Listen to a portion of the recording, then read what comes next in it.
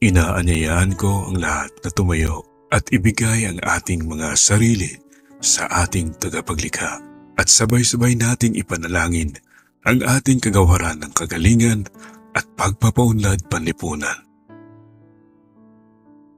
Aming Amang nasa langit, pinupuri at niwawalhati ka namin sa araw na ito.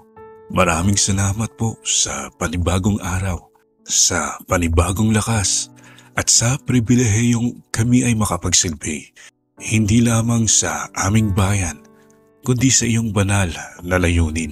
Panginoon, kami po ay nasa iyong harapan bilang mga lingkod bayan na itinalaga sa kagawaran ng kagalingan at pagpapaunlad panlipunan. Batid po namin ang aming mga tungkulin ay hindi lamang trabaho, kundi isang tawag, isang misyon na nangangailangan ng tunay na malasakit, sakripisyo at pananampalataya.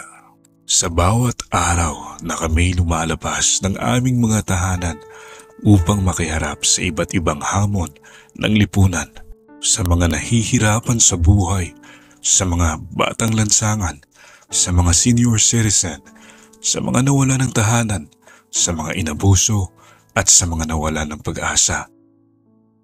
Hinihiling po namin ang iyong patnubay.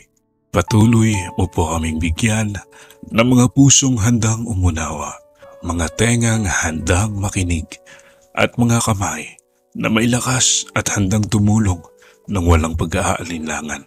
Pagpalain mo po ang aming mga leader mula sa pinakamataas na opisyal hanggang sa aming mga opisinang nagre-represent ng mga unit, section at program. Sa mga frontliners po namin sa komunidad, mga social worker, development officers, volunteers at partners. Bigyan mo po sila ng lakas ng loob, maayos na kalusugan at kakayahang tumugon sa bawat krisis at sakuna. At sa amin pong buong kagawaran, Panginoon, bigyan mo po kami ng pagkakaisa. Palakasin mo ang aming mga samahan at panatiling buhay ang diwa ng bayanihan sa bawat proyekto at adhikain. Naway maging patuloy na liwanag ang DSWD, gabay sa mga nawawala, tahanan sa mga sugatan, at tinig sa mga di pinakikinggan.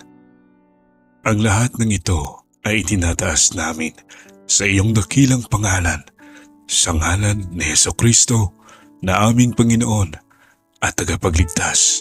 Amen.